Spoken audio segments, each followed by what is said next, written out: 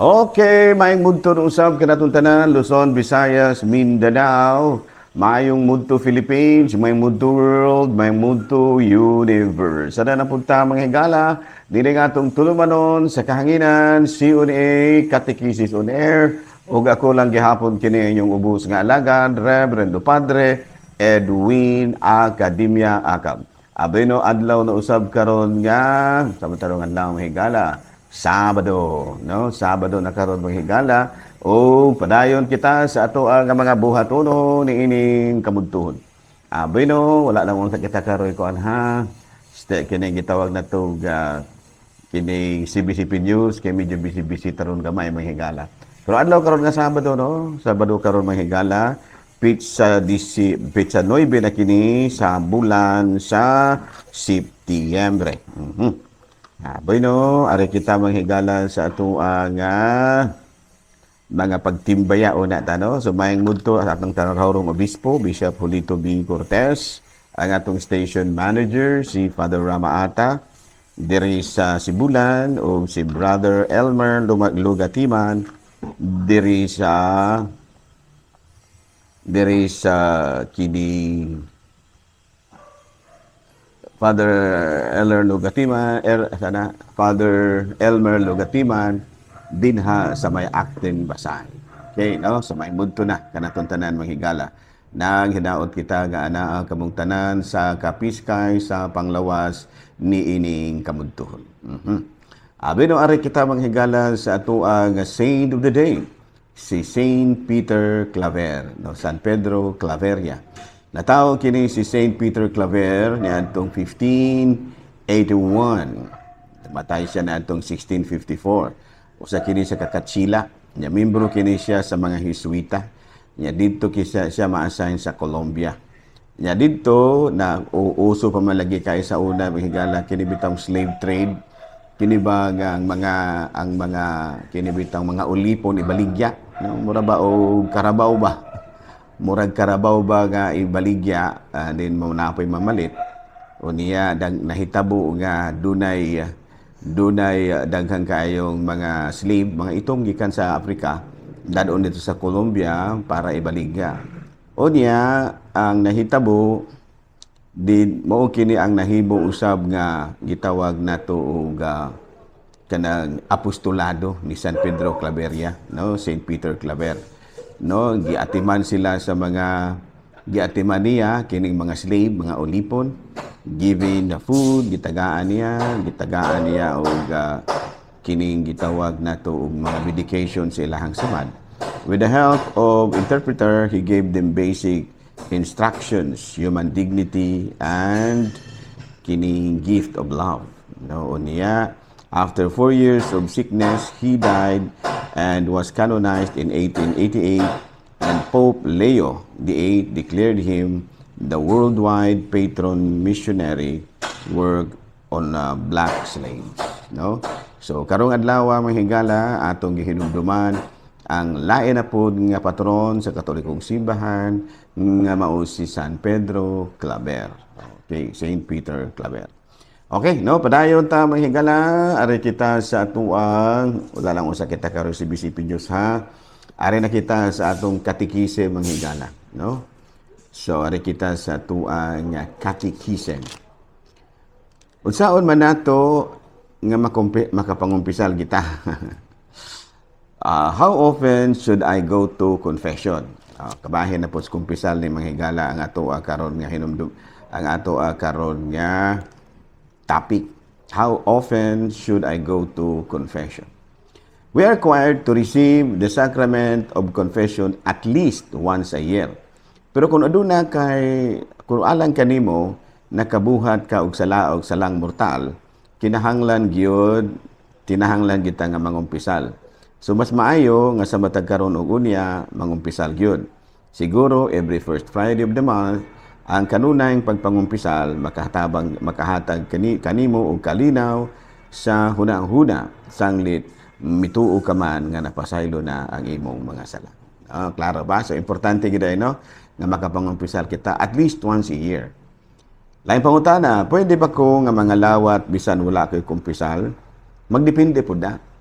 magdepende po na kung duna ka, mga sala nimo medyo og sa ato pa ng pinulungan mga venial sin lang, mga ginagmay ra ba? Mga ginagmay nga sala, pwede ra, no? Pero kung ang imong sala batok yun sa napulo kasugo, kinahanglan yun kang ngumpisal para ber mga lawat.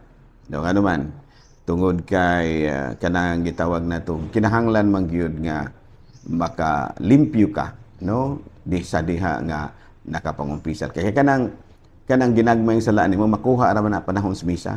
O kana bitang moingon bitaw ka nga nagakumpisal ako sa Dios Amahan makagahom sa tanan, makuha ra. Pero kung ang imong sala mortal sin kana bitawng batok gyud sa napulo kasugo, mangumpisal gid usa ka. Okay. Pero unsaon man nato nga makapagkumpisal gyud kita. Ang ubang parokya may mga regular schedule gyud, no? Sama sa din tourist, no? Every Friday man siguro na sila din ha, no? Ang uban magpa-schedule gyud ka or adto sa opisina sa parokya mangutana ka kung may pari ba nga available. Okay. Lain pangutana nganong sa pari man gid ta mangumpisal pa der. Abi no, ang pari isip mga ordinado nga mga individuals, doon na siya katungod nga nadawat nila gikan sa mga obispo o mga katungod usab sa obispo nga nadawat niya sa mga apostoles. Matut pa sa Juan Kapitulo 20, versikulo 22-23, unya si Jesus miingon kanila pag-usab. Mainyo unta ang kalinaw, ingon nga gipadala ako sa Amahan, ako usab nagpadala kaninyo. Gisulti niya kini o iya kining gihuypan sila o giingnan. Dawatan ninyo ang Espiritu Santo. Kung pasayloon ninyo ang sala sa mga tao, gipasaylo kini. Kung ang ilang mga sala, dili ninyo pasayloon, dili usab kini pasayloon. Okay, so muna. No, nga ato yung ka sa pari. Kaya nga naman, adun na may katungod.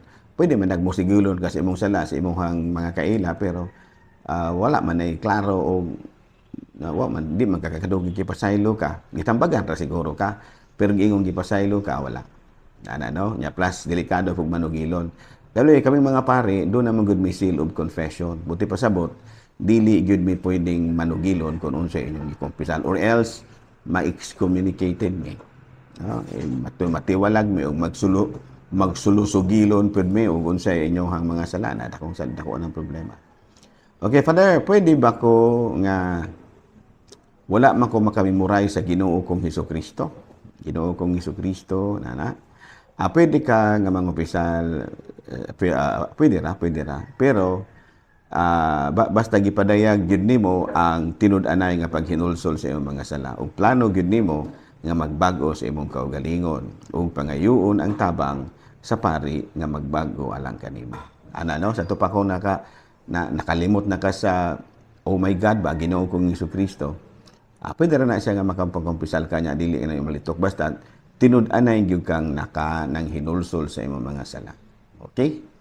Okay, so palayo na ta, no? Basta nahinulsol yung tinuod yun. No? Wala giingon nga, murabag, wala na po sa imong buot na, wala na po sa imong buot ng imong pagpangumpisal. Kinahanglan, pero mga bata ba nga, Father, blast me, Father, because I am, doon naman yung uban nga, blast me, Father. Okay, ari na ta sa laing pangutana. Pwede ra ba nga makakalawat bisan kung wala pa ko no? Why did Christ, umina di akong giung gabi hapon, kato bitaw nga atong gibiyaan nga topic. Why did Christ institute the Holy Eucharist? Number 1, the answer is in order to unite us to God Himself and to nourish our soul with His divine life. No?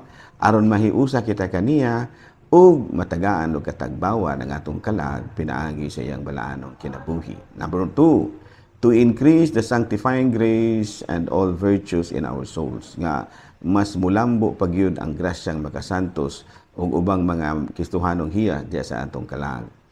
To lessen our evil inclination aron makuhaan ang atuang kahigayunan sa pagpakasala. Number 3, to be a pledge of everlasting life. To pledge for an everlasting life.